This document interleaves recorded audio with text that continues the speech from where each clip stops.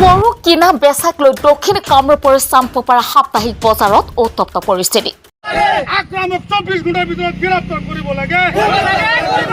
চাম্পপাৰা গৰু বজাৰৰ মহলদাৰৰ বিৰুদ্ধে ভুক্তভোগী গৃহস্থই উত্থাপন কৰিছে গুৰুতৰ অভিযোগ।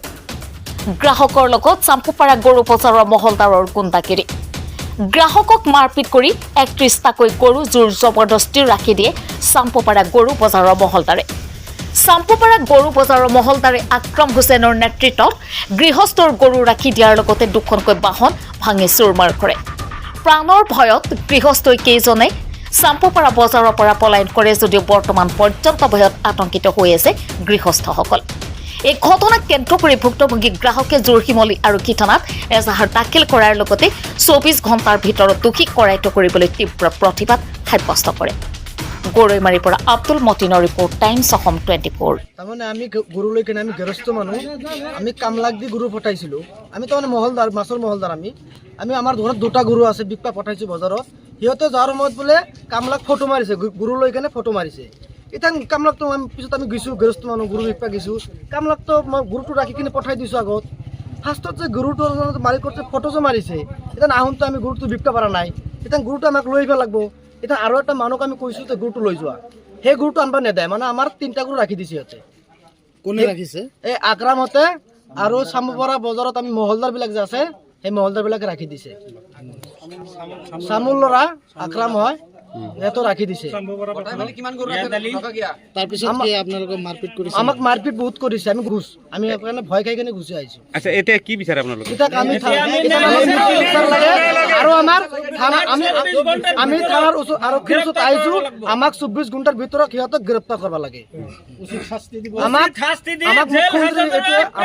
আমি যদি বজাৰত গৰু লৈ কিনে আমি যদি ইনচাফ নাপাওঁ, সেইবিলাক গৰু যদি সিহঁতে ৰাখি দিয়ে, সিহঁতে বজাৰ না ডাকাইতি হয়, সেইটো আমাক ইনচাফ লাগে।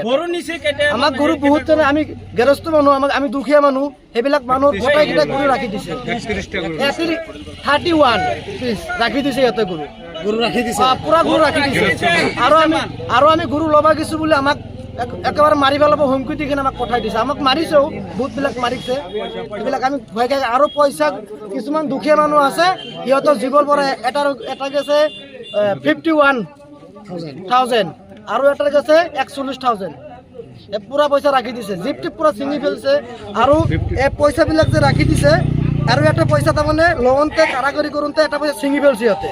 এই চব এইটো পইচা আমাৰ ওচৰত আছে। আৰু ঘৰৰ পৰা গৰু বিকপা নিছিলোঁ, পিছত আৰু বেচাখিনি নহয় কাৰণে লৈ আহিব খুজিছিলোঁ, সিহঁতে নেদায়। মই যেতিয়া গৰু আনবা গৈছোঁ, মোক কোবাইছে। মহলদাৰৰ মানুহগিলা নাম আছিল আকৰাম আৰু ইয়াদ আলী। কুমুদিৰ মানুহে কোবাইছে নেকি? কোনটো বজাৰত লৈ গৈছিলে? চাম্পপাৰা বজাৰত। মাৰপিট কৰিছে, বহুত মাৰপিট হৈছে। তাহাঁতত বহুত মানুহ আহিছে, মাইকী মোটা একদম লাঠি জোং ৰদ দাও ডেগাৰ ওচৰত সব কিছু লৈ আহি যেতিয়া আগৰিছে, মই তেতিয়া তাৰ পৰা গৰু থৈ কেনে মই চাইড হৈছো প্ৰাণৰ ভয়। নাপিত এটাক তাৰমানে সেই মাৰপিট ফিৰাব গৈছিলে, ফিৰাব যোৱাতে বোলে তাক ঠিকছে মাৰিছে। কেঁচি দিয়া নাই কাৰণে তাৰমানে কেঁচি দি মানুহক সানিব, সেইকাৰণে তাকো মাৰপিট কৰি একদম চিৰিয়াছ কৰি পেলাইছে। তাৰমানে বজাৰত, আমিও বজাৰত গৈছিলোঁ। কিছুমান গৰু তাৰমানে ৰোজাৰ দিনটো আমাৰ কিছুমান বহুত গৃহস্থ মানুহ গৈছে, বেপাৰীও গৈছে ২-৪টা। তাৰমানে গৰুটো কিনা বেচা নহয়, বজাৰটো বেয়া।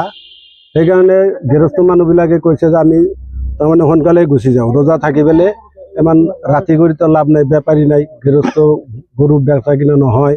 সেইকাৰণে কিছুমান গৰু ৰিটাৰ্ণ কৰি লৈ অহাৰ সময়ত তাৰমানে সিহঁতে ধৰছে গৰু বেচা কিনা হৈছে, ৰচিদ কৰিব লাগে। নাই, আমিতো গৰু বিকা নাই, সিহঁতে নেৰে, ৰচিদ কৰিব লাগে। এইটো তাৰমানে নতুনকে বজাৰ বলে লৈছে ইয়াদ আলী আকৰাম ইহঁতে। তাহাঁতে বোলে আজি মহলদাৰ, আগৰ মহলদাৰ গিলা আমি চিনি পাওঁ, কিন্তু সিহঁতে যে আজি বজাৰ লৈছে আমি পিছতহে গম পালো। তাৰপিছত সিহঁতে জোৰ জুলুম কৰে, ৰচিদ কৰবাই লাগে, নহলে গৰুৰ বিদু কৰে, অমুক কৰে তমুক কৰে। তাৰপিছত সিহঁতে তাৰমানে কাজিয়া লগাই দিলে। কিছুমান তাৰমানে গৃহস্থ মানুহক কোবাইছেও, কোবাৰ পিছত তাৰমানে চব গণ্ডগোল লাগি গৈছে। গণ্ডগোল লাগি যাওয়াৰ পিছত তাৰমানে জোৰ কৰি সিহঁতে গরু রসিদ করবা লৈ যায়, সিহঁতে নেদেয়। আমার গরু আমি নেদেও, আমি তো বিকা নাই, আমি কিয় রসিদ করবা লাগে, বাজারের খাজনা কিয় ভরবা লাগে। এইগিলা কোৱাৰ পিছত তাৰমানে গণ্ডগোল লাগি সিহঁতে তাৰমানে আমাক 2-4 জনক কোবাইছে।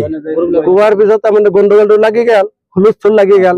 সব মানুহ আগবাঢ়ি আহিল, কাৰ ওপৰত কাই কি কলা, কাক কোবাইছে, কাই কি করছে সেইটো আমি গমেই নাপাওঁ। আমি আগবাঢ়ি গেছো, আগবাঢ়ি যাওঁতে এই ইয়াদ আলী আৰু আকৰাম আৰু আকৰামৰ সৰু ভাইয়েক এটা আছে, এই তিনটাই যাই পেলাই তাৰমানে মোৰ তাৰমানে পকেটত পইচা আছিল, হা পইচা তাৰমানে 55,500 টকা আছিল।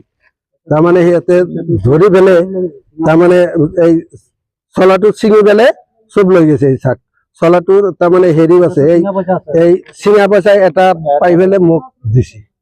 আৰু তাৰপিছত শুনা পালো চকা অস্ত্ৰ লৈ পেলাই সিহঁতৰ 30-40 চব আহিছে বজাৰত। পিছত আমি এটা ঘৰত লুকাই আছিলো, মাৰপিট হৈ গেল। তাৰপিছত বজাৰৰ মানুহ তাৰমানে সিহঁতে গৰু চৰু লৈ বোলে গুচি গেল। আমি এই বজাৰৰ কোণাতে এটা ঘৰ আছে, তাতে আছিলো। এই মানুহবিলাকে আমাক ওলাব নিদিয়ে। ঘৰত গৰু হেৰাইছে নেকি? আমাৰ লগত বহুতৰে গৰু হেৰাইছে। পইচা কিমান লৈছে? পইচা কিমান হেৰাইছে আপোনাৰ? পইচা আমাৰ 55,500 হেৰাইছে। এটা গৰু হেৰাইছে। আৰু মোৰ ভাগিন এটা আছিল, সিও নদী সাঁতুৰি পেলাই তাক ধৰাই পেলাই তাৰমানে নদীত পেলাইছিল, সি সাঁতুৰি পেলাই সেই পাৰত দিছিল। আমিতো ওলাব পৰা নাই। সেই আমি যিটো ঘৰত আছিলো কোণাত গছৰ তলত, সেইটো ঘৰত 2-3 মানুহ আছে, সিহঁতে মোক ওলাব দিয়া নাই, বচাইছি মোক। তাৰপিছত আমাৰ এইফালৰ আমি ফোন কৰছো, আমাৰ এইফালৰ পৰা আমাৰ পঞ্চায়তৰ সভাপতি গেছিল আৰু আমাৰ লগৰ মানুহ গেছে, সিহঁতে যাই পেলাই মোক ওলাই আনছে। আপুনি